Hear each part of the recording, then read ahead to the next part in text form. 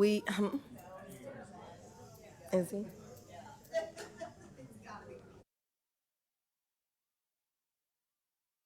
Or another 1 or 2 minutes. We've still got some people en route. Hey, how are you? Good morning.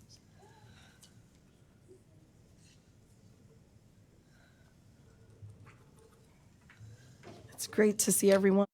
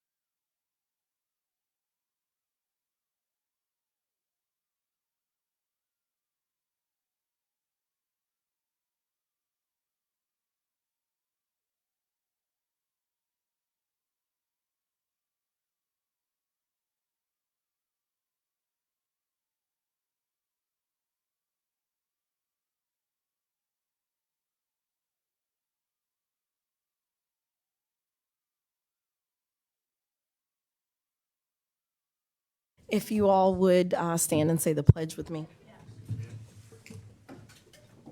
I pledge allegiance to the flag of the United States of America and to the republic for which it stands, one nation, under God, indivisible, with liberty and justice for all. I trust that everyone had a great start to their week. Thank you again for coming on a Thursday morning. In the 4 years I've been here, I don't know that we've ever had a committee meeting on a Thursday morning. So it was the flow of traffic was slightly better, just slightly. Hopefully everyone has had an opportunity to go through our minutes from last month. And I'd like to move for an approval of those minutes. So all in favor? Or, I'm sorry, second. And then all those in favor? Aye. Any opposed? All right. I'm going to abstain You're good. because I was not here. You are not here. I will abstain as well. Okay, 2 abstentions noted for the record, please. So we are going to, a lot has been happening, as you all know. We've got our fare increases, and we are going to get our briefing for August from Mr. Walker. If you would please give us our financial results and walk through those, and if you all have any questions, most certainly you can ask. But I think that you're definitely going to find some things in here you're going to be pleased with. Thank you, Ms. Clark. We're going to start off going through our standard slide here, looking at some high-level summary for the month. Our revenue came in at $14.4 million, which was a little bit less than 1%. It was about $100,000 unfavorable to the budget. And when we go to the next page, we're not going to go there right now, Natalie, but you'll see some ups and downs there.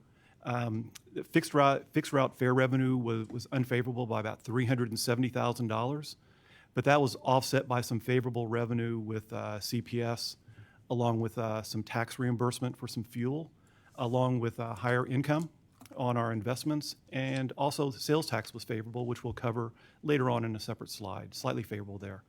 Our expenses came in at $14.6 million, which were unfavorable by $486,000, which is about 3.5% being unfavorable. The wages and benefits were actually favorable for the month, and then we had some downside that brought the total to become unfavorable. But just for some complete transparency here, some of the items that are unfavorable in the other line, could be accounted for in the past in the wages and benefits line, such as temp labor and also our security force. It was budgeted in wages and benefits, are now in the other line. Additionally, for the month, we had our advertising, some timing with our advertising was unfavorable to the budget, and Kings Island Day was unfavorable to what we had planned by $54,000. I want to highlight the Kings Island. Even though that was unfavorable or we spent more than we expected, that was really solely because of a higher uptick in individuals wanting to come to the Kings Island Family Day. So all in all, I think that's great news. When you see the looks on the faces, The pavilion's full. It was a great couple days, and kudos to Adrian and her team, led by Elaine. So thank you all. It was just a great event. So I'm happy to report that was unfavorable for the month. You net the two numbers together, and you can see we had a negative operating capital contribution of about $257,000, which is about $588,000 less than budget. A lot of that is in timing, which we'll see when we go to the next page. Ridership was unfavorable to the budget by about 16%, and it was also a little unfavorable to prior year, and there'll be more to come on that in the ridership update later on. Let's go to the next page, Natalie. One thing to keep in mind here, I like to look at the wall of numbers. Mr. Etheridge knows that. On this page, we really want to focus on the year-to-date because we do have some timing items that affect our month-to-month performance. When we look at this one, keep in mind we now have 5 months worth of actual sales tax data. So it's nice to see 5 months in the rearview mirror, having visibility of how we're performing against that. Looking at our total revenue, you'll see that came in about $112.5 million, which was less than 0.5% below what we had budgeted, our $497,000. When you look at, we look at the budget, we also look at prior years here. And so our total revenue is up 6.5%, 6.5% greater than, 6.4% greater than last year. When you look at our expenses, those are favorable, or we spent less than what we had expected, by, call it a little bit less than 1% as well.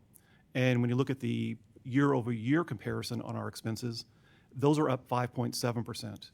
And as I mentioned last month at the same time, our revenue line item is a greater line item than our expenses. Our revenue has been growing at 6.4% so far this year, and the expenses at 5.7%. So whenever the top line is growing faster than the bottom line, that's always some good news for the organization. Looking down at the bottom line here at our operating capital contribution, surplus or profit, however you want to look at it, you can see that's about $500,000 greater than what we had budgeted, and $1.8 million was the operating capital contribution last year. So we're a full $821,000 greater than last year at this time, or actually when you look at the percentages, it's 43% greater than what we were at this point last year. So good news on that front. Next page, Natalie. This is our sales tax slide. And the sales tax is very important for the organization. We get a little over 70% of our total revenue from our sales tax. So this is an item that we look at closely each and every day and each and every month. For the first 5 months, when you compared to budget, we're a little over $300,000 greater than what we had anticipated. But when you look at the 5 months of actuals compared to last year, we're seeing a 6.2% increase year over year on that figure. So positive trending with our sales tax. And as always, we keep a close eye on this. It's not something that we forget about at any time because it is such a large driver of our revenue base. Next page, Natalie. Here's our standard cash flow and obligation report. And this is the report we show that we have $161 million in operating cash that we have for operating and investing, but we do have obligations. And the middle section is our obligations going forward. Could be this year, next year, 3 years from now. These are the known obligations we have, showing that we do have money for those obligations. Next page, Natalie. And I think we're done. So we're done here. We have the investment of funds report, which we'll go through later on. But any questions from the group here on the August financial results? I do have one. So last year we experienced our tax-free. It ended up being, what, a week? I think it was a full week last week or Yes, ma'am. last year. And then this year that doubled. So did we see any results of that in our August report? No, ma'am. We will not see that, Ms. Clark, until November. So it's a 3-month trailing piece. So we had, I think 8 days last year, 13 days this year. But also last year we did get an adder a couple months later of a true up. And so the state didn't give us any details on that. We asked, but we are keeping a close eye on that because from a budgeting standpoint, we would have anticipated the same 8 days and not the 13. So we're keeping a close eye on that, Ms. Clark.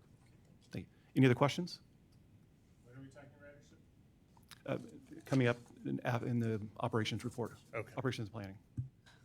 It all boils down to ridership. All right, thank you, everyone. Thank you so much, Mr. Walker. Our approval of investment of funds report, Tim, if you would please walk us through that. Thank you, Ms. Clark. You're welcome. This is our standard view once it gets up here. Get the spinny wheel here. There we go. All right, the left side is our operating fund, which is the operating fund for Metro. The right side is the MTIF. You can see the balances all remain strong on both the operating fund and on the infrastructure fund. Yields are remaining strong. We had a Fed decrease of a quarter point yesterday. That will be having a role in the future of this. And so we keep a close eye on our obligations. We don't try to chase yield all the time. Principal preservation is our number one goal, but when there is an opportunity out there for going a little longer on the yield curve, if we can, we will. So always keeping a close eye here on this. You can see the yields are consistent month over month, and the balances are strong. Also want to highlight on the MTIF side, on the right side, the $1.9 million of outflows. That's a good, robust distribution month for MTIF, which means the team, Haled and Jason and the team, we're very active in dispersing reimbursements for the various projects that they've done, which I think are now up to 124, Haled? Projects total, 124. So thank you all. Any questions on this? Yes. Yep. And maybe Haled, this is for you, but for our projects, I know we've talked on and off for a while about expending the funds and seeing things go out. Have we seen a continuous uptrend in the amount of funds expended versus obligated, or are we still roughly at the same backlog of work from the communities that we've had? Thank you for that question. I think more and more projects are under construction, so we're seeing more and more reimbursements, applications being submitted. Don't quote me on this, but pretty much all year one and year two projects have been fully completed except for one project or so. Year three is about half of those projects. So I think first of all, they're getting the message that we're serious about enforcing the contract, that they have to start construction within 12 or 18 months. And we're kind of beyond the COVID period where they had some difficulties with bids and so on. But yeah, it's been positive. Okay, so it's accurate to say that our liabilities there have continued to decrease, or are they steady in the total amount outstanding? It's okay. You don't have right So up. the total liability, Mr. Emiker, if you look at it, we have an obligation, and so the obligation is consistently reducing. So when you'll see an uptick once the projects are finally awarded. So we had, I think 20 this year that they went over last month. You'll see quite a little bit of an uptick, but if you look at the estimated outflows, that is declining. Yeah. Total. But again, keep in mind the fund gets added from the sales tax each and every month as Right. well. Yeah, no, I understand that. I guess what I'm trying to ask in a better way is what is the weighted average maturity of the length of time it's taking for contracts to be completed and fully paid out? I don't have that. Yeah, Well, do you have that? No. We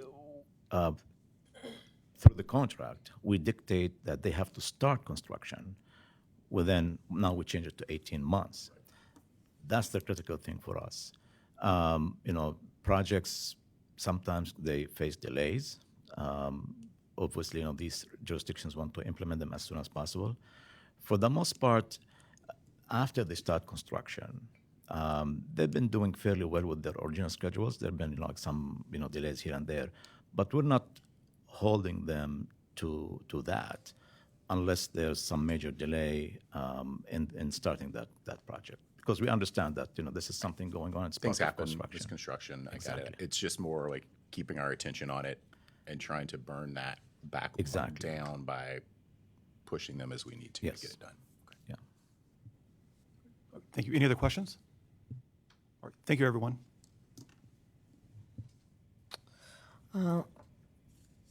I motion for an approval of the investment funds report. Second. All those in favor? Aye. Any opposed or abstentions? All right. As you all know, SORTA provides healthcare coverage, of course, for all our employees. Our existing contract ends December 31st of this year, and so Vicki Hickman is here to go through our program, our healthcare program, and some updates with us. Hickman. I'm the Senior Manager of Benefits and Compensation, and I will be sharing the healthcare presentation with you this morning.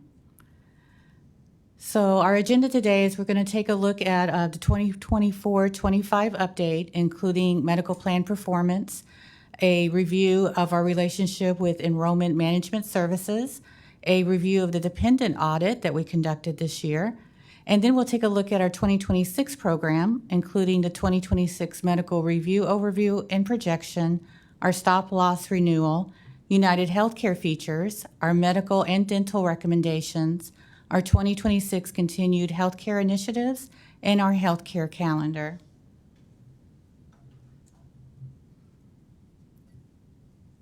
So taking a look back to 2024, our 2024 healthcare plan ran at 106.6 of projected, resulting in a deficit of $401,000.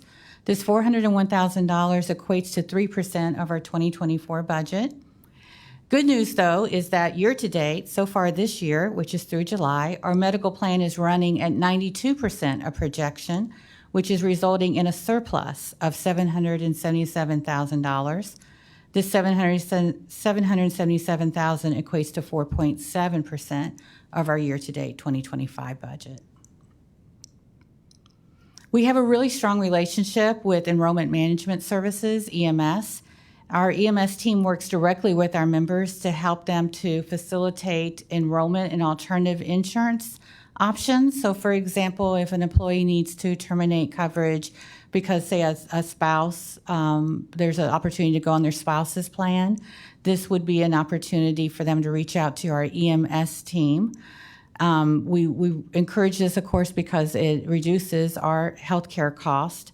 We currently have 292 employees that are participating in the program. And as you can see, looking at that last line, the ROI of this program is 216%. So we are very encouraged by this and want to continue this relationship. Mrs. Hickman, just a quick question. So with the plan, the overall plan performance, with us being in excess, over 6% of our projection, does that typically come at a certain time of year? Is it like once you get to Q4, people are, thinking, oh, let me go ahead and use this up? Because I'm wondering if, even though we're ahead, right, and we've got this surplus, is there a potential that it could be exhausted in Q3 and 4? Absolutely. Okay. Absolutely. Yeah. This is when the employees have reached their deductible and they're out of pocket. So the third and fourth quarter, we do see an uptick in expenses. Okay, on to the next slide. I want to share with you that this spring, Metro partnered with BMI Audit Services to conduct a dependent eligibility audit. This audit was to ensure that only eligible dependents remained on the plan. This was a very successful project for us. As you can see there at the bottom, the anticipated savings from conducting this project is in excess of $673,000.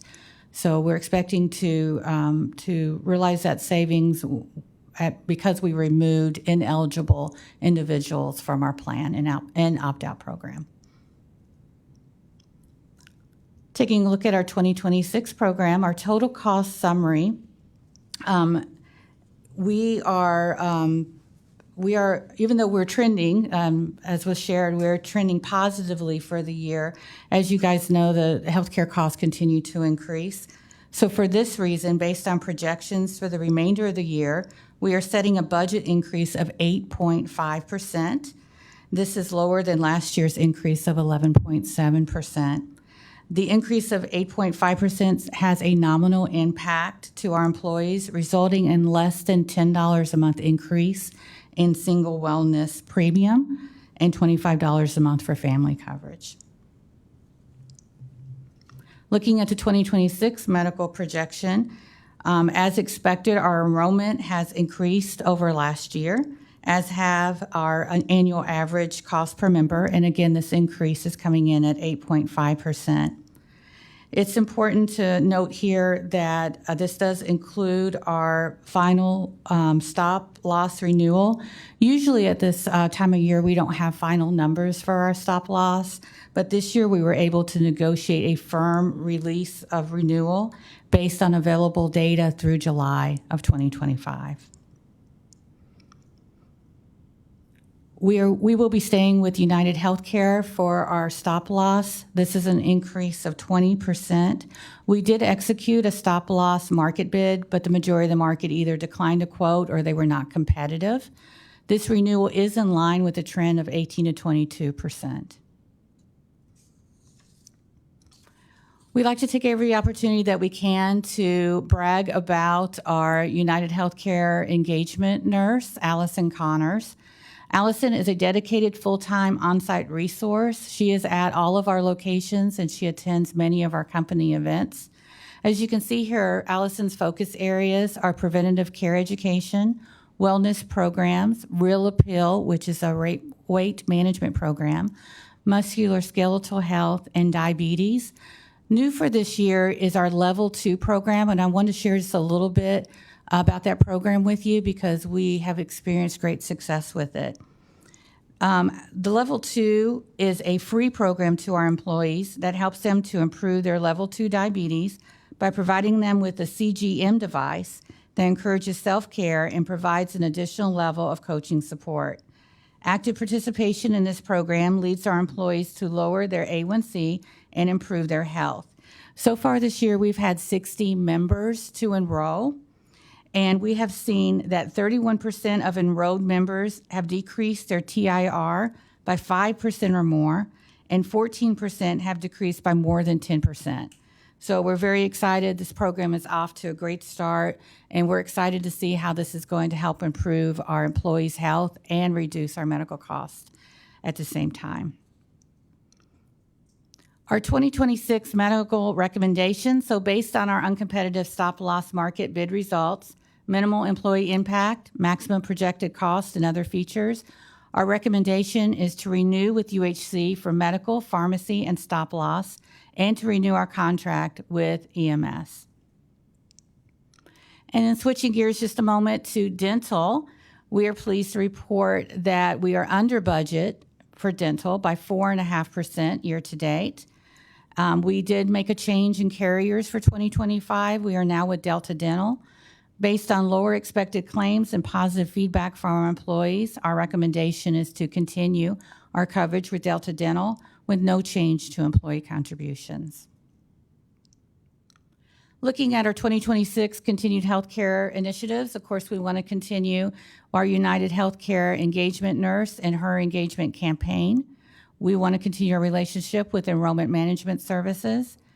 The nicotine cessation program, biometric screenings, and annual preventative maintenance physical are all part of our wellness discount program, which helps to keep premiums down for our employees.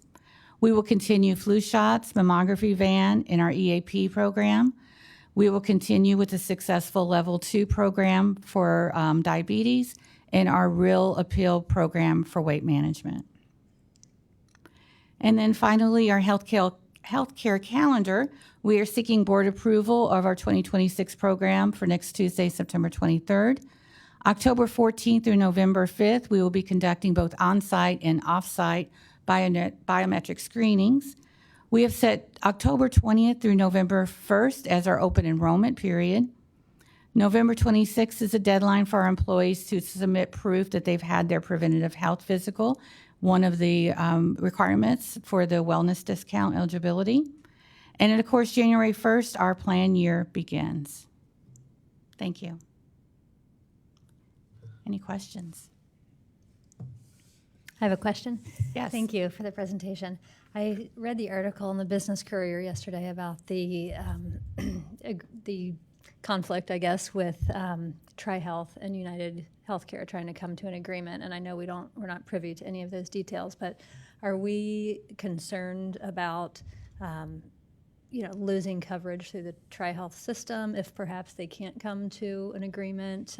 As the paper said, I think 80,000 people would be impacted by that. Do we know what percentage of our employees access care through Tri-Health? And I don't know, reading the tea leaves, do you have any Yeah. comments on this situation? Yeah, we do not, but we will keep a close watch on that.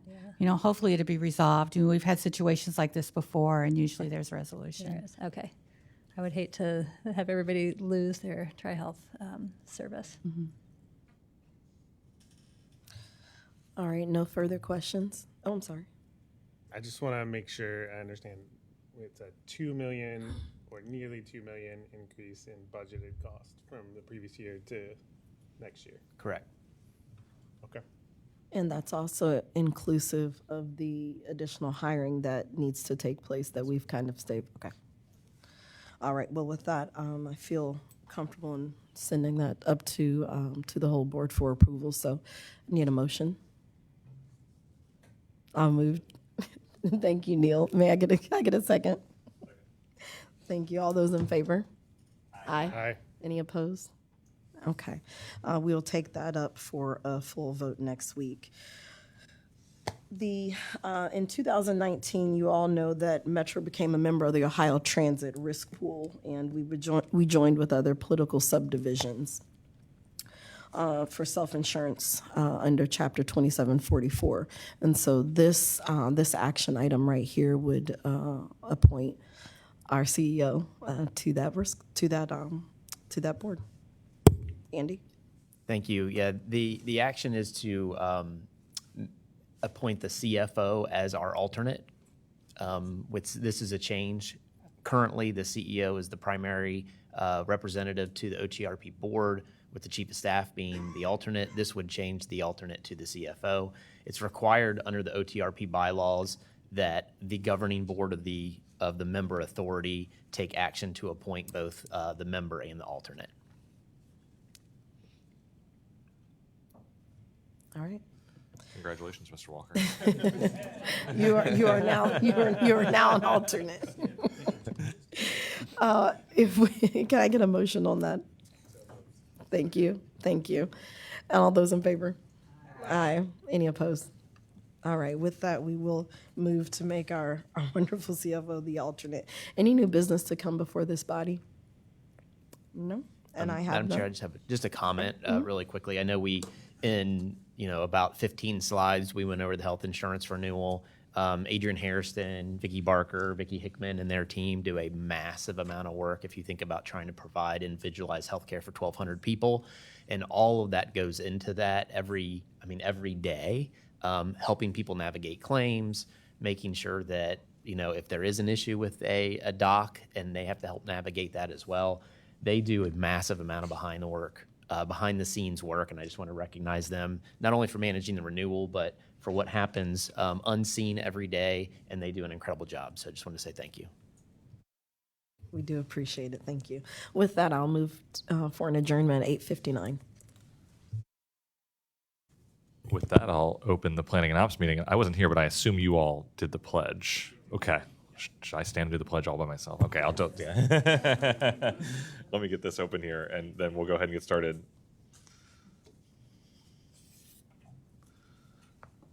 All right. You all had the meeting minutes from our previous meeting. Is there a motion to approve those minutes? Moved by Ms. Moss, second by Ms. Clark.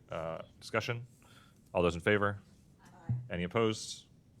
Any abstentions? One abstention. Two abstentions. All right. Motion passes. All right, we're going to hand it over to the executive team to do the good news. All right, thanks, Pete. Let's start off with our employees of the month for the month of July. Standing in for Adrian Harrison, we have Elaine Hips. Good morning. So I'm Elaine. I'm Director of Culture and Engagement here for Metro.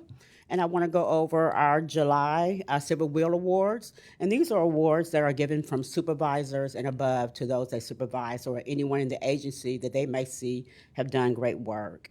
For leadership, Christina Harvey, she demonstrated her commitment to professional growth by participating in the NIGP Leadership Summit, earning the NIGP Public Procurement designation and completing the National Transit Institute's procurement training. She oversees the award of more than $21 million in contracts and purchase orders. For administration, it's June Hahn. June is the face of Metro for all of the new hires on day one. She does an amazing job leading the new hire orientation program, where she creates a well-rounded, warm, and welcoming environment for the new employees. For our garages, for Queensgate, our operator is Marvin Lonsford. He is an operator who's demonstrated an outstanding act of kindness and professionalism. He observed a passenger collapse after exiting the coach. Without hesitation, Marvin advised dispatch to call the EMS. Thanks to his swift thinking, the passenger received the needed care. We also have Queensgate Maintenance. We have Amber Knott. She consistently demonstrates a high level of professionalism. She holds herself to the highest standards and continuously performs beyond expectations. She is committed, and it is evident by her willingness to go beyond and take extra responsibilities than her normal duties. Our third slide, we have Africa Partridge. She's from Bond Hill. She's also an operator with a positive attitude and great customer service. She shows concerns for her customer and their safety. She consistently performs high-quality work, recognizes the needs and requirements of the customer, and she demonstrates professionalism when engaging with her peers and with customers.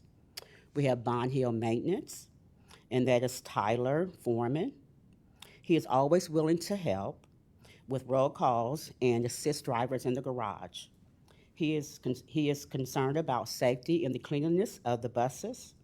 Tyler wants to ensure that all customers have the best experience possible.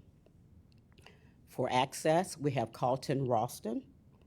He always shows up with a positive attitude and a willingness to help those whenever he can. He often steps in without being asked to ensure that jobs get done. Carlton continuously performs high-quality work. Let's Next. pause there and applaud those folks. That's huge work. Great work, everyone. Okay. All right, and then congratulations to Annalise. Annalise was our representative for All About Women 10th anniversary forum. She was a panelist and she presented for the Z generation. She did a great job representing Metro, so we're very happy for her. And she is one of our HR generalist recruiters. And I just have to piggyback on that. Annalise did a fabulous job. She represented so well. She was extraordinarily well informed. She had great commentary, clear, concise. It was really good. I was very proud of her. Mm-hmm. And then Metro in the community. So we're rooted in the community, as demonstrated by several volunteer opportunities and partnerships that we have with Lincoln Heights, La Soup Kitchen, and Breast Cancer Awareness Fundraiser. You can see some of the pictures of some of the things that we have done in the community. All right, any questions? All right, thank you. All right, well done. Thanks, Elaine. We're going to kick off a few slides here, recognizing some great leaders on this board, within this organization. Lots of praise and recognition here, so this is going to be a lot of fun. Let's start with board member Neil Kelly. Neil's being recognized with the John Romer Advocacy Award on behalf of his exceptional advocacy work. We know that about Neil. He is an advocate here for our passengers, for the community, particularly here he's being recognized for his efforts to make sure we have an inclusive community, breaking down physical and systemic barriers. Neil will be recognized September 23rd at the Advocacy Summit. Well done, Neil. Congratulations. John, before we move on, many folks knew John Romer. I got to know John, and John was a huge supporter of this organization and of the work we did to pass Issue 7. So, Neil, it's fitting to be honored in his name. Well said. Thanks, Pete. The Business Courier C-Suite Award is going to be called the Metro Awards here, the 11th anniversary. First up here, we have board member Tiane Amat is being recognized in the CEO of the Year category. The award ceremony will happen October 9th from 4 to 7 at the Renaissance Hotel. This organization is starting to make having finalists at this event something we regularly do. So best of luck to Tiane. Hope she brings home that hardware October 9th. Yep. We've got two in the race. ERM Advisory Committee President Aaron Bly is also being named a C-Suite Award finalist for his role as Chief Mission Officer at the Cincinnati Association of the Blind. So best of luck, Aaron, as well. Congratulations.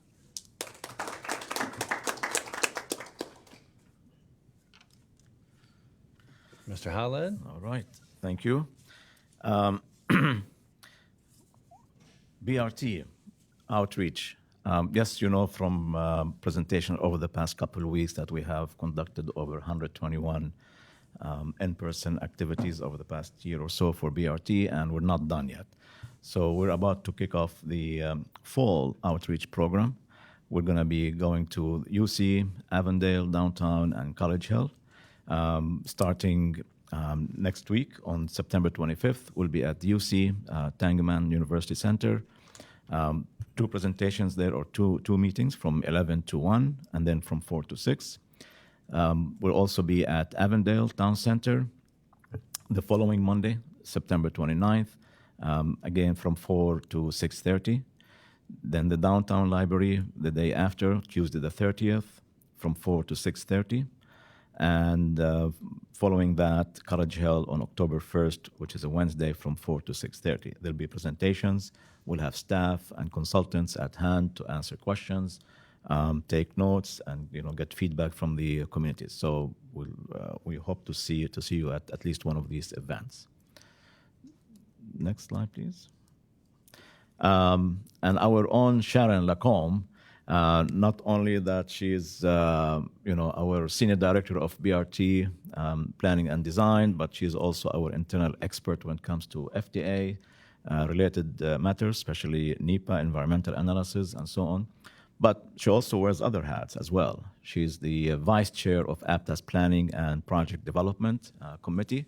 And they've recently, she and her committee led the response for industry for the entire, on behalf of APTA and the industry, input on expediting FDA's capital investment grant program. That can't be any more timely given where we are with our BRT, and we've applied for the CIG grant. So they've led that response for the FDA on behalf of the entire industry. She also participated in APTA's BRT committee that recently published 2 papers on BRT. And so congratulations, Sharon.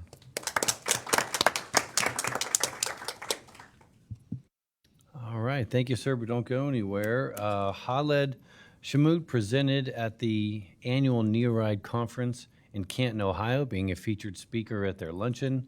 He spoke about the organization's successes, growing our service through the Reinventing Metro plan, highlighting ridership gains where so many other systems have gone in the opposite direction, our microtransit success through Metro Now, our regional paratransit pilot, the future of Metro Rapid in the region, insert corny joke. He did this at the luncheon. That is a mouthful. Yeah, these are the jokes. They might not be good, but they are free.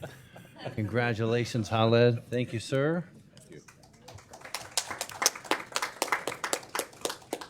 Also part of the Neoride annual meeting, John Edmondson. John continues to be an impactful leader in the field of procurement with peer agencies throughout the region. And as Neoride certainly expands its membership, I think we're approaching 40-some systems across more than 10 different states.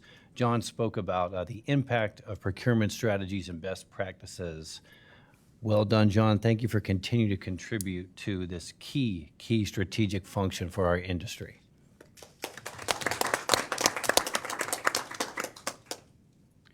Sharon's back again. Sharon and Emmy presented to Cincinnati City Council's Committee on Climate Environment and Infrastructure on September 9th, speaking about our bus shelter program, bench installation, Metro Now, Metro Rapid project and design progress. We're very happy to be invited to speak to this committee, and we certainly thank City Council and Council members for their support and advocacy for everything Metro is doing throughout the region, and in this case, certainly within the city. Thank you again, Emmy and Sharon. Not to be outdone, Brandy Jones.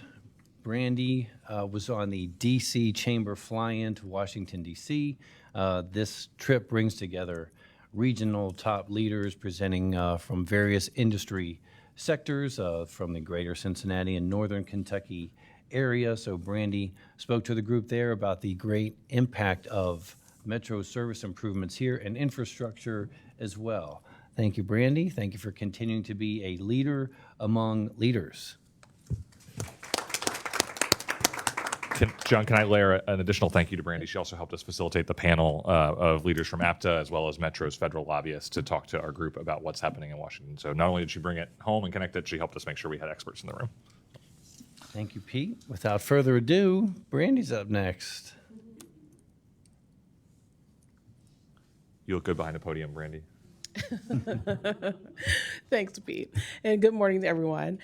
So we have shared with you this past month that we were going to begin conducting community coffee chats with Andy. And we've had several under our belt thus far that have gone really well. So we're grateful for everyone who has joined us for those informal chats. There's no agenda, there's no presentation. It's just an invitation to have coffee and have a discussion with our new CEO about what's on their mind, about transit, ask any questions they may have, and work together to continue to advance our service. So there are a couple of more dates that are on the calendar: September 24th at the Upside Brew and September 27th at Hyde Park. There are a few more dates that we are working to secure and will be announcing soon, but we certainly want to continue to invite the community to join us for those chats. Speaking of being in the community, the Metro Outreach team is out and about just about everywhere. I won't belabor it by reading every destination, but you see in front of us a schedule of places and events that we will be at. So we encourage the community to stop by, say hello, pick up some really cool swag, and of course, if they have questions related to our fare change, our Rider Rewards program, how to use the app, how to find the right trip for them, our team is on hand to help answer just about anything that's on anyone's mind. So we just want to remind the community that we are everywhere, and if there's somewhere that we're not, let us know, and we'll be there next time. All right, thank you. Thank you all. It's a lot of good news. I'm going to pass it off to Mr. Schmoot and Mr. Sproul for the ridership report.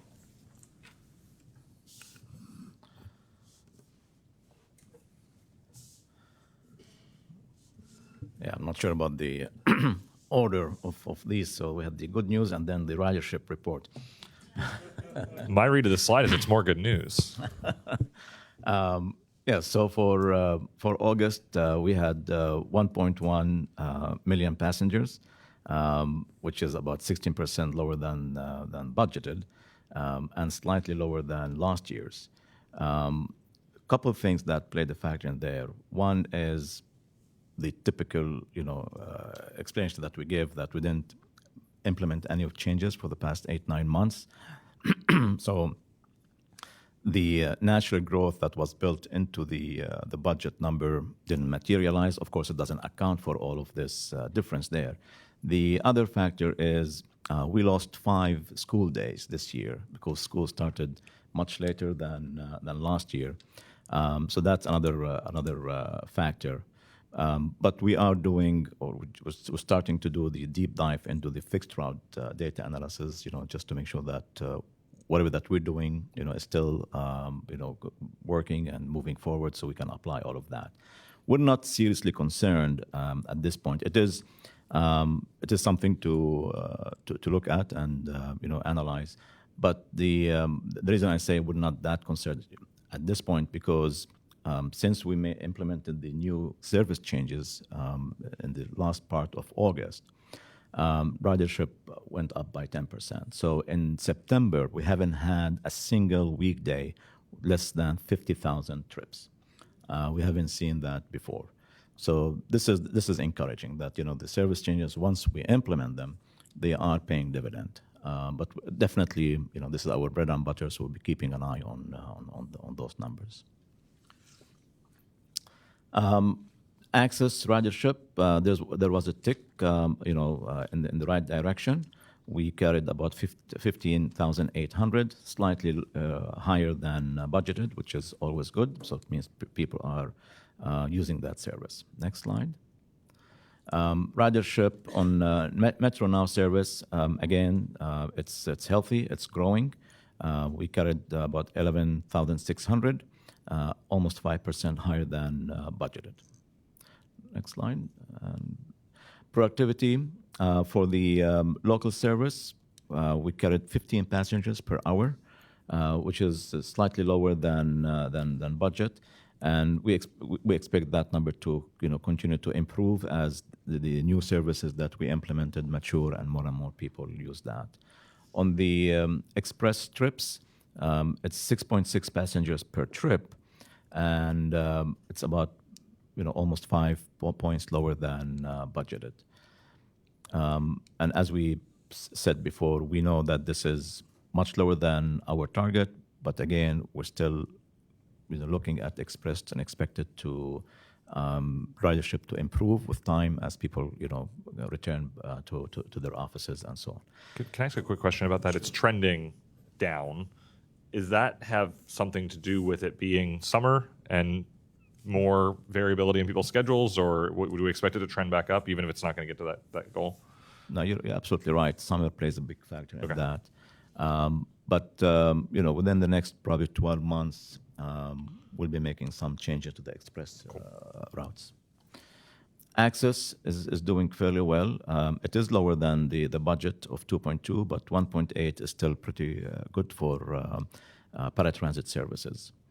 Metro Now, another high in productivity, 3.7 for the two mature zones, and we're proud of that as well. And with that, I'll turn it over to Mr. Bill. Thank you, Khaled. Go through our service quality slides. We start with our on-time performance for the fixed route system.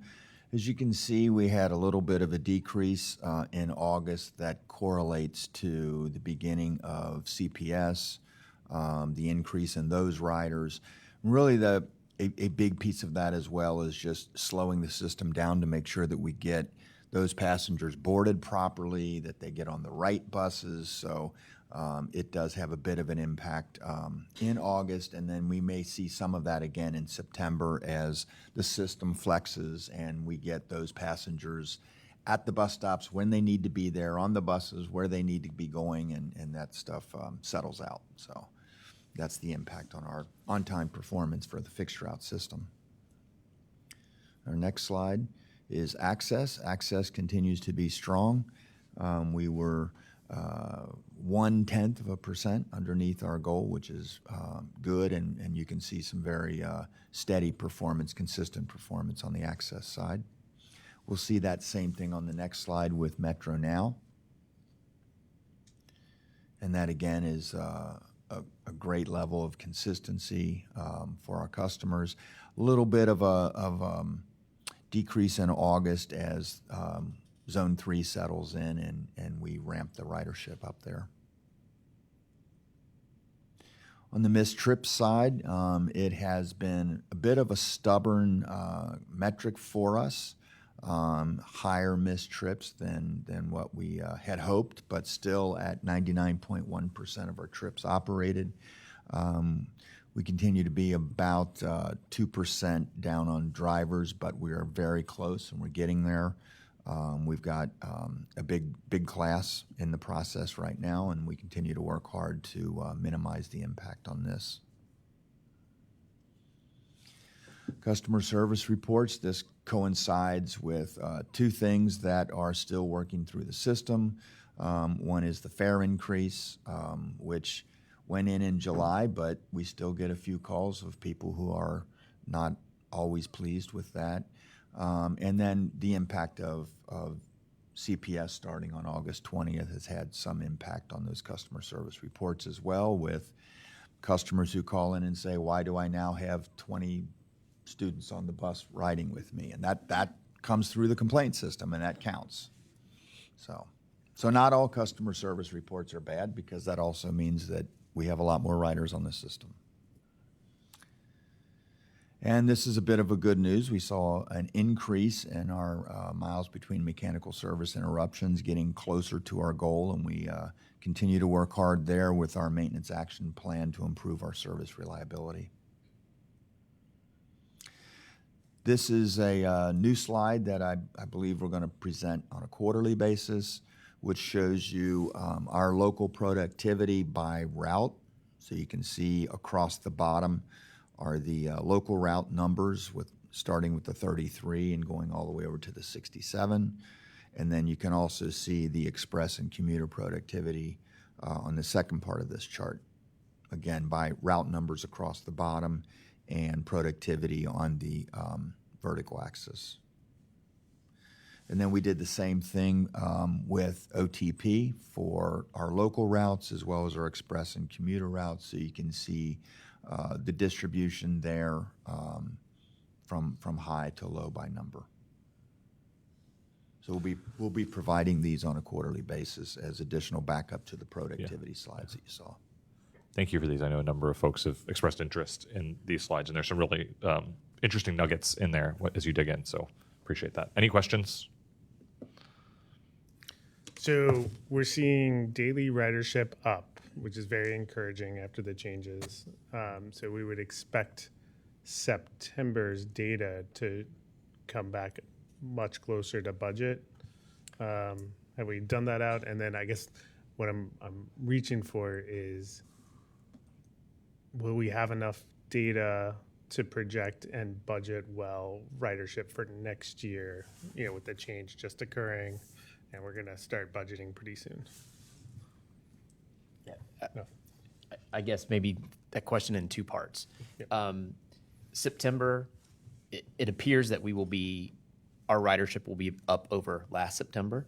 I don't think it'll be yet at budget, right? And that is, as Khaled mentioned, what was incorporated in the 25 budget were a couple of service increases that have been slower to roll out because of our headcount and our hiring challenges there. So I don't think, if I were to predict, and it's early, I would predict that we're going to be ahead of ridership from 2024, but not yet at budget.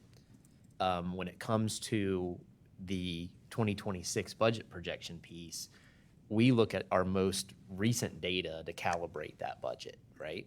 And then we'll look at what happens with service adds in terms of new revenue hours on the street and new riders per revenue hour, and we'll work that out in the budget. So I think this happens every single year at this time, where we're relying upon each new month of data to inform that 12-month look, if that's helpful.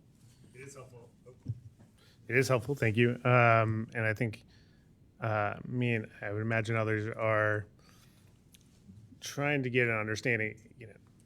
Of course, if we're a little less than budget because we didn't roll out the service and timing elements, like that totally makes sense, right? But is there something else in there? Is there something else going on? Obviously, we've had fare changes. We've had other changes that influence it, but we want to know: is there something else we're doing that we shouldn't be doing, or something that we should be doing that we're not doing that's influencing ridership? And Khaled alluded to that a little bit, and I'll let him speak to it. But from a high level, with I'd say in the last 12 months, when we look at service changes, as you can tell, since we're gapped from what we expected, even if it's early in that, we're not going to add any more service until we answer that question, right?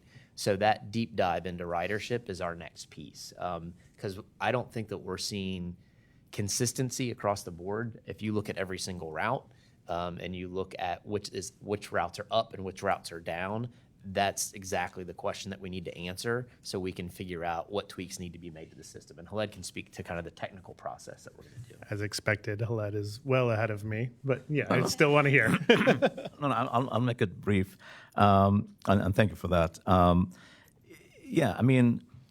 Generally speaking, the numbers look pretty good and healthy, and we're growing and so on, but that's not enough for us, right? I mean, we have the resources, we have the talent, and we have the support of the community and the board to keep increasing and improving, and that's really our task.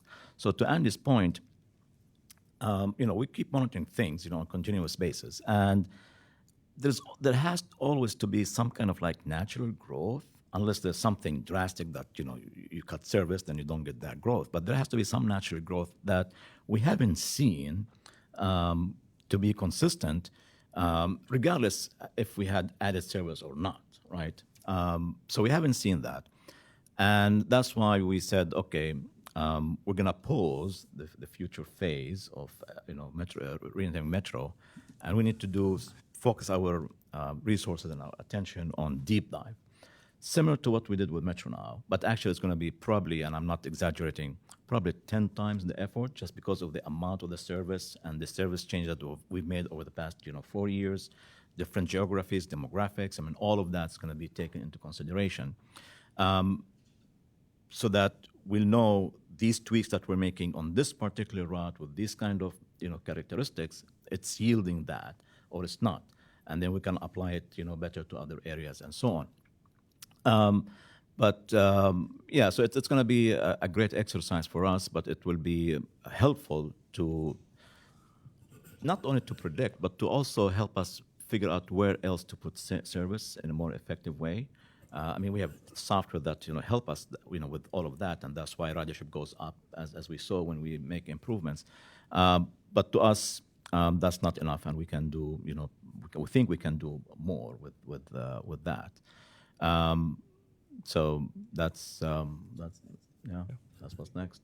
As we go through that process, I think it's worth looking at not only the service delivery, but also the outreach efforts that help drive that sort of ridership growth. I mean, we've had some incredible success with student outreach, college students in particular. But what is the ridership ROI on some of these other initiatives we're doing, and are there other ones that we're not doing that we should be doing that help drive sort of organic new ridership growth? So hope that we have that in the conversation.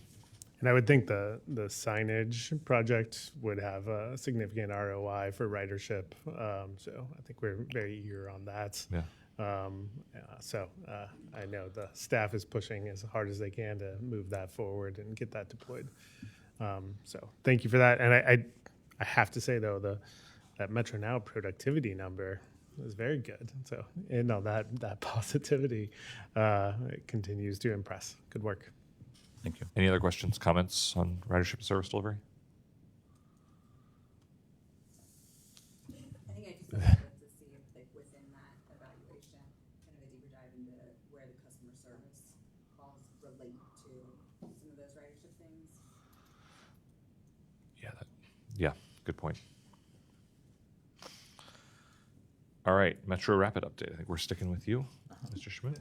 Oh, I'm not going to say much. I just want to really appreciate Sharon being here this morning, because she just came back from Boston, late flight.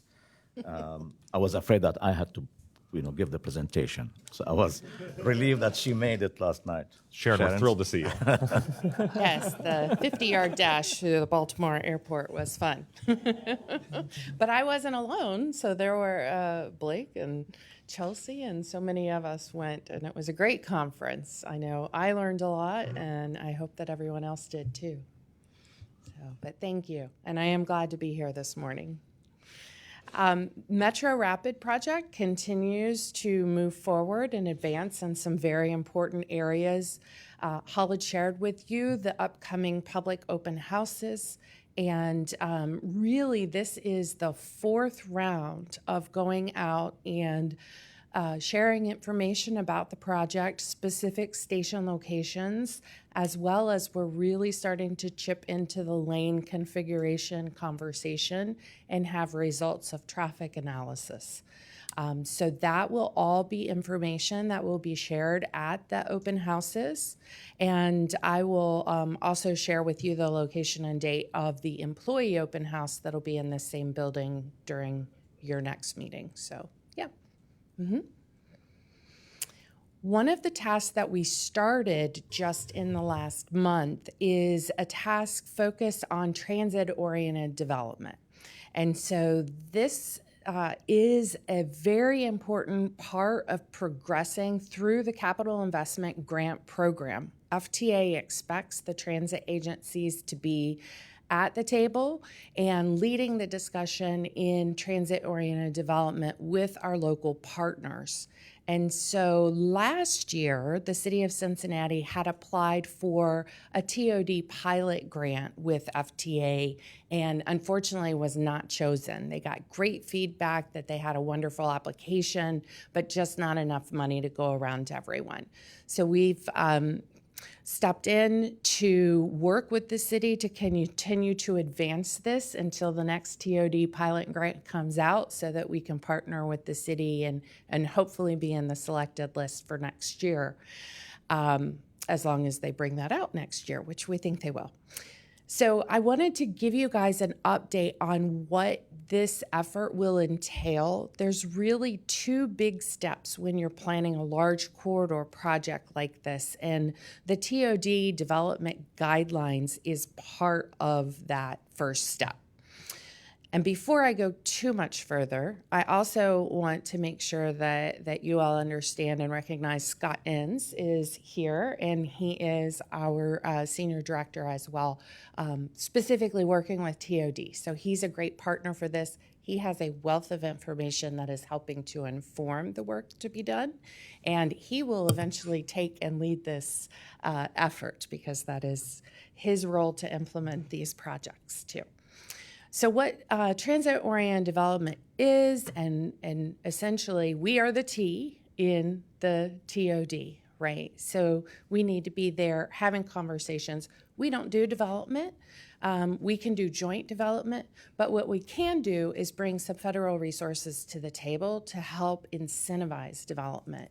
One of those is through a loan program through the Build America Bureau of U.S. Department of Transportation, and that helps to provide some ability to get developers better funding and financing opportunities. And so that really helps provide a good opportunity for us to encourage transit-oriented development.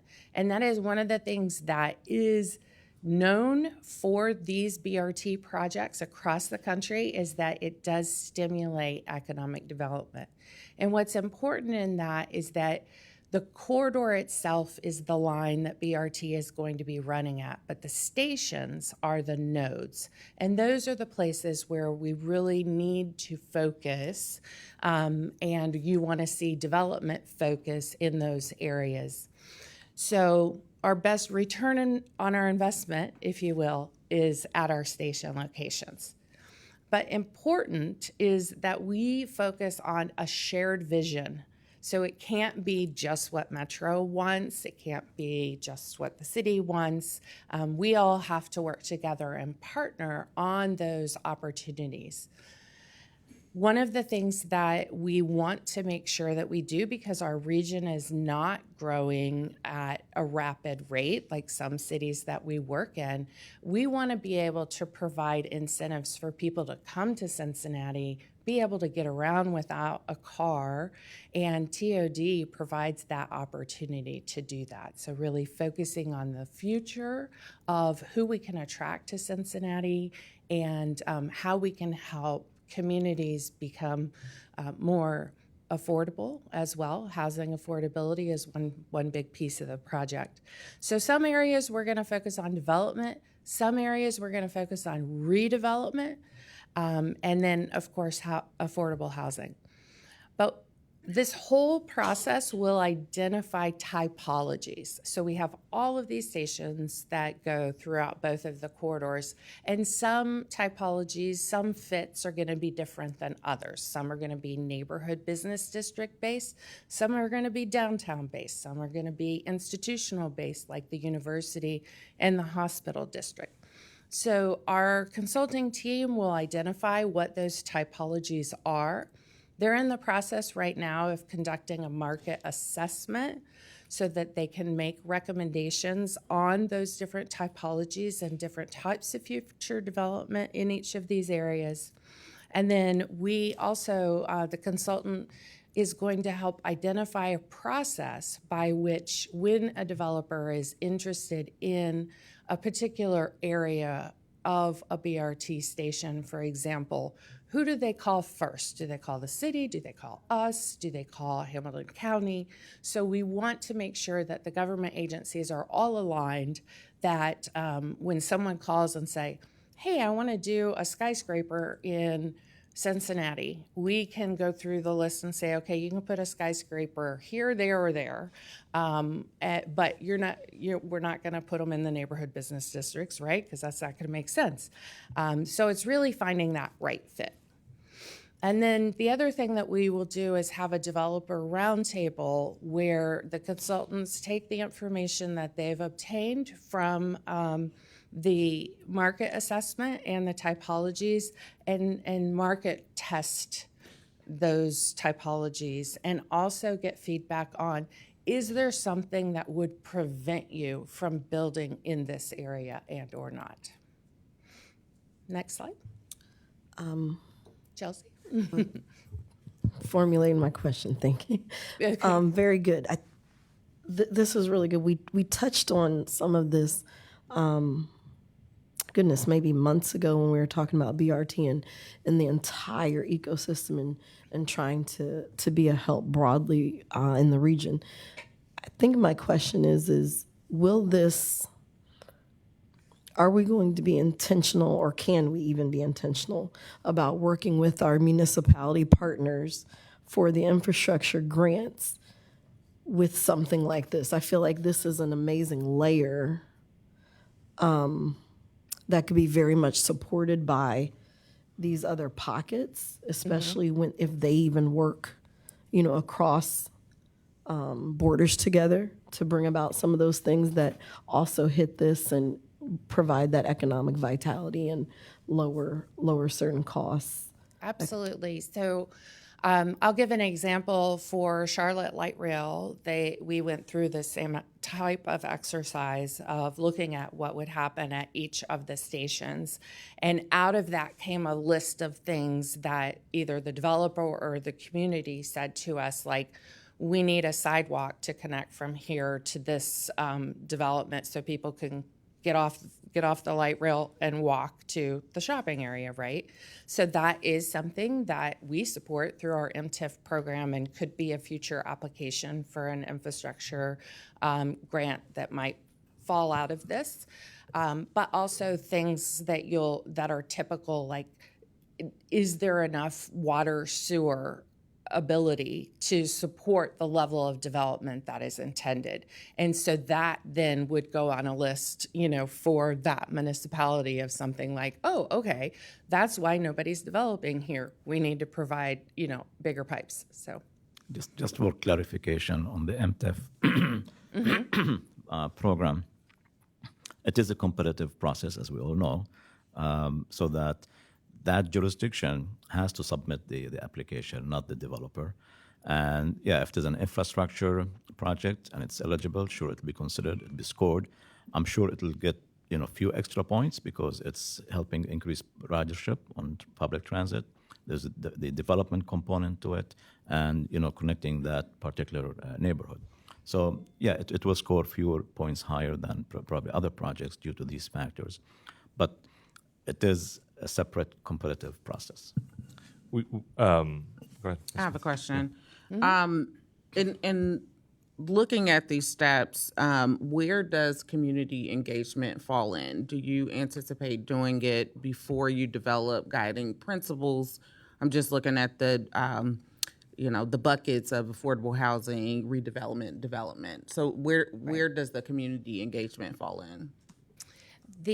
So the consultants wants to go through the process with with two different technical groups, and next slide, Natalie, might help out too. There's going to be a group developed called a visionary stakeholder group, and then we're going to have a technical group. So the visionary team will be made up of the Community Development Corporation leads, folks like the Chamber,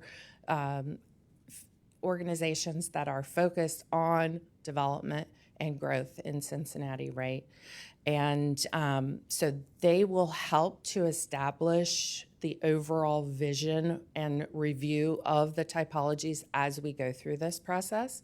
And then the technical team will be staff level assistants at the various jurisdictions that are involved in planning throughout the region. And so that will help us kind of inform the process. For community level and community council level, our consultants have advised us that we first want to have that grown from the development and from the vision side. And then we want to take that to the community to get their input to basically test it. But you don't want to limit the market side of it first. You want to see what the consultants are going to tell us in terms of what level of development can occur, and then take that to the community and receive their additional input, and then modify it based on that input that's received. As an initial step in that process, I would suggest we do a review of every neighborhood plan that runs through. Those are deeply engaged with communities, and they're passed and approved by Planning Commission and Council. So if there's a neighborhood plan in these corridors, especially a current one, which is always sometimes a challenge, having that be a framework for starting in these places, I think is a good first step. Yeah, I agree. Absolutely. I certainly understand that there's already a sort of technical framework here, but we'll want to ensure that we're getting some data that's community driven to inform it. You don't want to propose something that, time and time again, the community has opposed. That's a waste of time and probably resources too. Absolutely. And we do have into one of the scope items is to review all of the existing plans so that they will not be coming out with something that would be inconsistent with the local community council plans and neighborhood plans developed from the city of Cincinnati. I'd also think that, so you did say that development in general, but I think prioritizing that community development piece as a member of that stakeholder team too, because they will be able to pass a lot of that historical knowledge and experience of those specific neighborhoods. Yes, the community development corps will all be included. Good. Yep, absolutely. We know, this is a very sensitive issue, right? Because there is the perception when you say the word development that you may come into a community and create this mini city. And really what we are looking at is right-sizing the opportunities to improve upon that development. And we want to also be able to provide this guidebook and framework to all of you when people ask you in the community as well. Where should we focus our economic development? And so a prioritization of each of the station locations by typology will also be something that will be helpful. Because you may have a developer come to you and say, we want you to support this, massive development in just north side. And one of the few neighborhoods is consistently for development. This, will provide, that context and that background to say, we've looked at this, we've analyzed this based on the existing direction from the community council, the CDC, the city, the neighborhood plans. This is what would be allowable, and this is what we are looking for this area. So it's that fit. I think also cautioning that, creating this allowable that is not in line with the experiences of the people that live there. You know what I mean? So you don't put them in that corner of being presented with that thing that you're like, well, we're allowed to do this, and even though it's been proven that it's not the right fit for that neighborhood. So just making sure those things are aligned. Yeah. Sharon, you said at the beginning, I think maybe the most important piece of this, which is that we are the T in TOD. We don't do land use policy. We don't do development. We have the opportunity to do some joint development. We have some opportunity to bring financing tools to development in these areas. But the more that this work is driven by, we are the T that is providing the opportunity for development, but that your local government provides incentives, your local government does zoning and land use, your local government does these other things. Like I don't want us to get confused about what our role in that is. We're providing an infrastructure tool that facilitates future growth, but we're not no developer should be coming to Metro and saying, I want to do this in neighborhood X. We'd say, great, go talk to the city. Yeah. We are providing a tool. Like we just need to be really clear about what our role in this is, because otherwise we can get really sideways really quickly. Yeah, and I think that there's even more reason to clarify who's responsible for community engagement on this entire collaboration, because if Metro is in the forefront, then community and stakeholders will see Metro as the leader of this. Absolutely.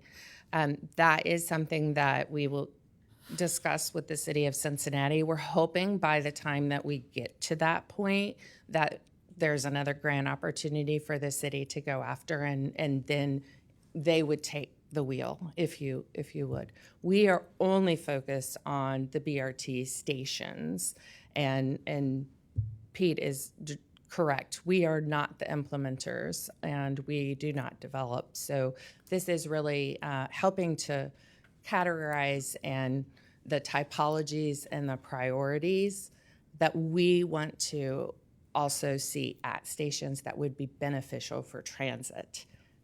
But then we want to pass that baton to the city, and they would still go through the same process. Any development would still go through the process that the city has for going to the community councils, asking for a letter of support or not, and then it would go through the planning process. Very good. Sorry, not to belabor this point. It's also worth noting that the city and this body supported it, dramatically reformed zoning in these corridors already, and so that framework is largely in place. There's obviously some understanding and study of each of the stations, but like the city has done, at least in Cincinnati, the city has done the dramatic amount of work from a land use perspective. They have, and we are not making any recommendations for any land use changes. We would be working within the existing policies that are in place. All right, so I just have a couple more slides on this. So how is the TRD framework helpful? I mentioned it's going to be jointly crafted, and at each station, it's going to look at the role in the overall network from a transit perspective, physical and policy constraints. That's the conversation with the neighborhood plans that are already in place, market readiness, community and equity priorities, and then funding and phasing strategies. That obviously involves, if there is federal funding that can assist a developer where development is desired to take place. The outfit of that, the output, we're going to have a typology map. So it's going to identify each of the stations and what that typology is. The fit assessment, how we got to that. Readiness strategies, so that is, Chelsea, what you were mentioning, like if there are additional infrastructure needs that the local municipality needs to take on. And then a phase of priorities, like which areas are the most important to invest in first as opposed to later. Next slide. So these are some examples of some transit-oriented development from other cities. You'll see the first two are more downtown, urban. So that would be, I would expect we'd have a downtown typology.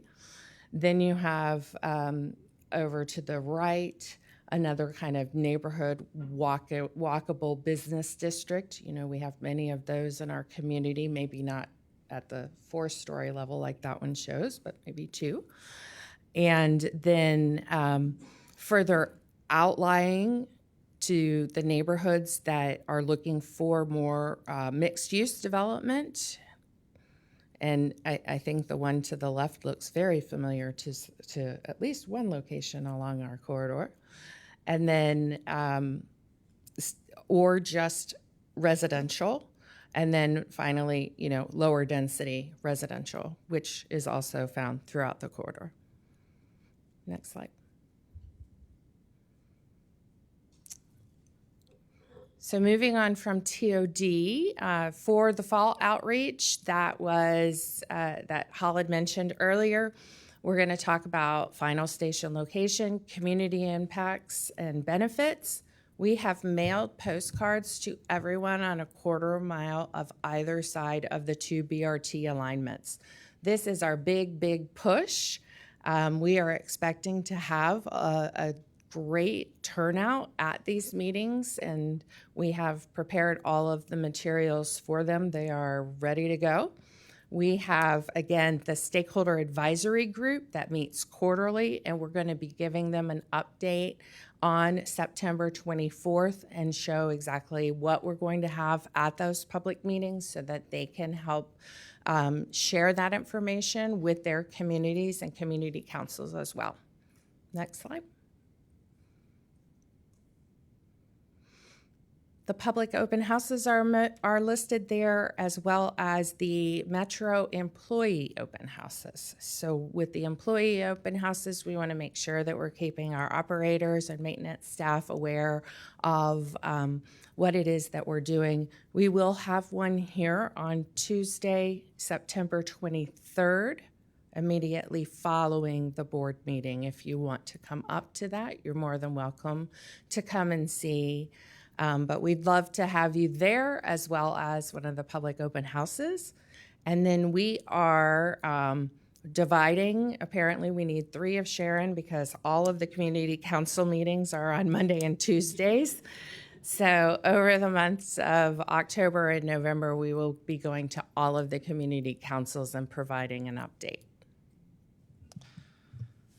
Thank you. Sharon, That any is all additional I questions for Sharon? Pete, if I could just make a couple comments. When it comes to the TOD piece, I think when we think about issue 7 and we think about what the community wanted to do with transit in this region, it was not just improve the bus system, it was to be a catalyst for development. And I think what's happening with TOD and the framework is getting organized, not just putting it out there and hoping that it happens. But we have to get organized, get the right people around the table, create these frameworks, make sure that it's consistent with what the community wants and needs.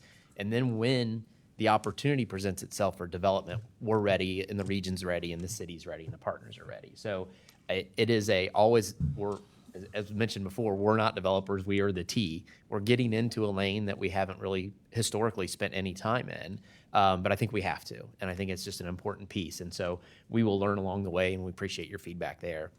And then the last piece is just about public engagement with respect to BRT. You see this last slide with all the engagement.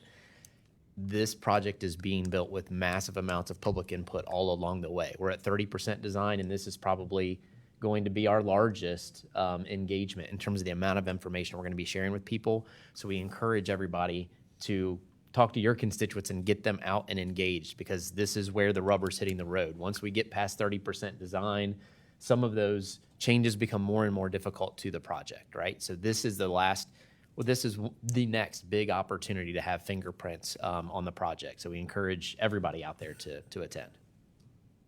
Thanks, Andy. Other? Yeah. Sharon, thank you. This is an excellent presentation. I am wondering if you could send out a list of those community council meetings you'll be attending. Absolutely. Maybe not a calendar invite, but just a list in case any of us were curious about the conversation in any neighborhoods, or if we live in any of these neighborhoods. I'd like to attend a couple of them if I can. We can absolutely do that. Thank you. And just to add, we have presented at most, if not all of these, at least once.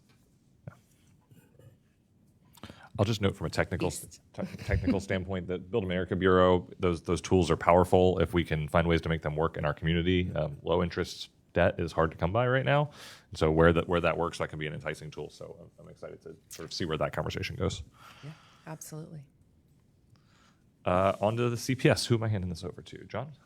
Yeah, I'll just kick off the conversation, but we're certainly happy to have others chime in and field any questions. Really, we'll just speak to you anecdotally, some highlights so far. We're too early into the school year for really a deep dive analysis, and so much of this is still maturing, but some highlights you'll recall there from the good news slide. And we're thankful to have the support and comments from board member Jim Crossett from CPS saying that this is the best rollout from a transportation perspective to the school year in a decade.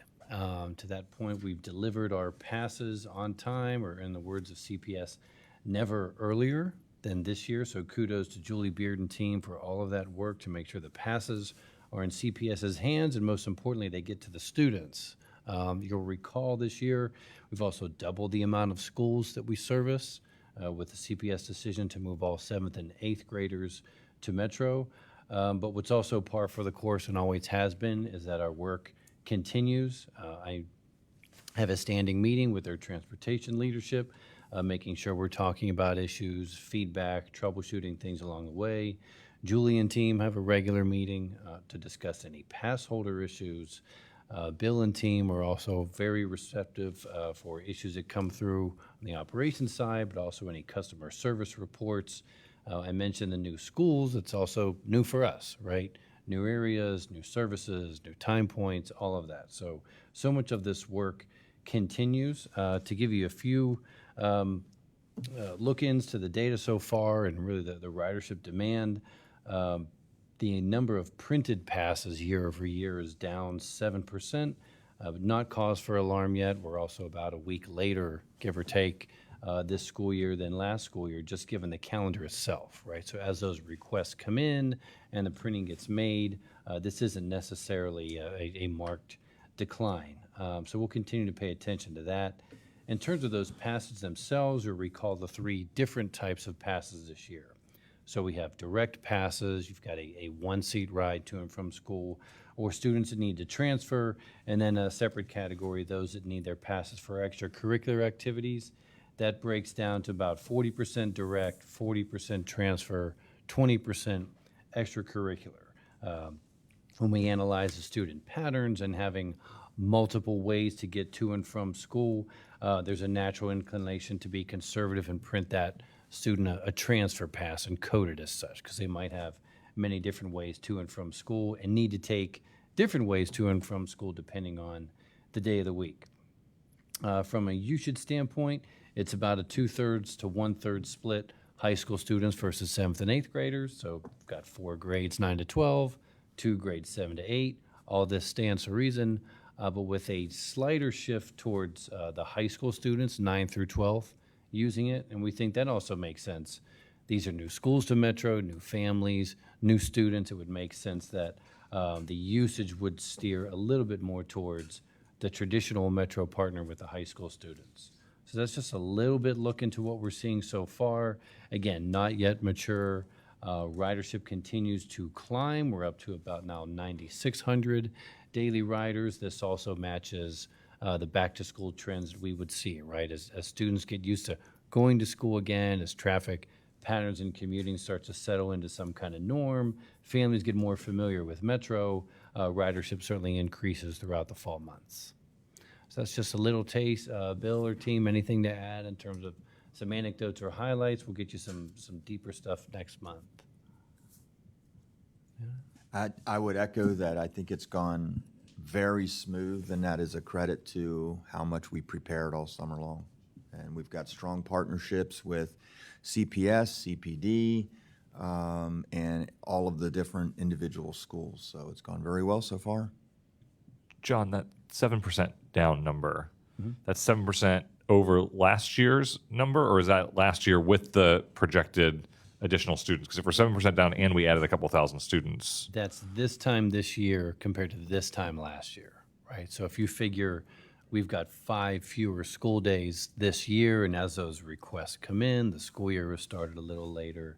But didn't we also add a significant number of students to the pool this year? Well, eligible students, right? Sure, now, sure. Now, whether that potentially eligible students because of the schools. Now, whether they fit within how CPS might analyze, are you eligible for a pass or not, given your distance from home to school and walkable distance, potentially greater pool, hasn't played out yet in terms of demand. So whether that 7th or 8th grade parent is comfortable yet with the Metro system, I might be eligible. Got it. I might not be yet asking for that pass. So we'll continue to watch that and monitor it. Makes sense.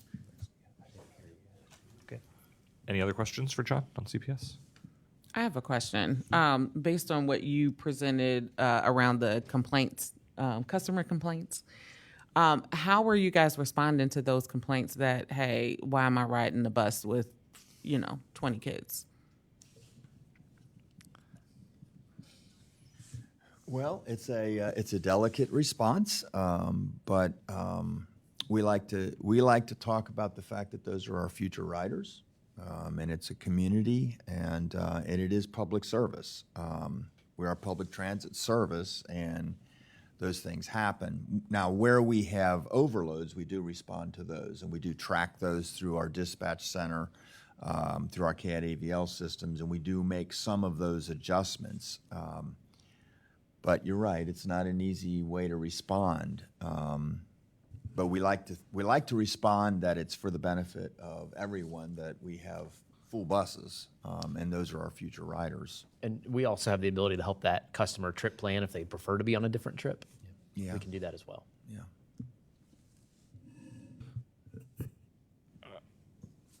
All right, cool. Let's move on to our action item matrix. Two relatively straightforward items, but John can walk us through them. All right, thank you, Pete. 2 items before the board this month. First up, seeking approval of a contract with Infotech Research and Analysis Services. This would be a sole source contract procured on the state of Ohio contract, which helps us with procurement efficiencies and such. This would be a $213,000 award to cover a 3-year period. So Infotech has been our partner for analysis regarding our IT and infrastructure environment. They help us with various process workflows where we can find IT solutions. They conduct workshops for Metro employees. They help us analyze or understand our data culture and assess it, and really assess how the organization, the employees themselves feel about our data culture and things at their fingertips. Infotech also helps us with disaster recovery process and methods and such, benchmarking our IT services and internal customer satisfaction with IT within the industry. They really help us optimize from so many IT strategies. So this would be a $213,000 contract for 3 years. The second item concerns the Tennessee Avenue property known as the Harley-Davidson location right next door to our access facility. This seeks a 1-year renewal of our lease with Ridge and Highland Properties. This is to lease parking space on the property. You'll recall all of the growth at Access in recent years. We've practically doubled the amount of employees on the driver standpoint. The fleet has increased with the onset of Metro now, with more to come. We've expanded to the very edge of our property there at Access, but still a need for larger facilities and more space. So this would complete or continue our lease arrangement for the Tennessee Avenue property next door. The board will also recall this is a prime location for expansion. Harley has made that interest known. We have completed the NEPA process, the environmental assessment, and submitted that to FTA. This would all have to happen before we would have any kind of discussion about purchase whatsoever. But that process is moving, and we're certainly very hopeful for the FTA's assessment of that location. Thanks, John. Any questions for John? Hearing none, I'll move approval of these 2 items for the consent agenda. Is there a second? Second from Ms. Clark. Any other discussion?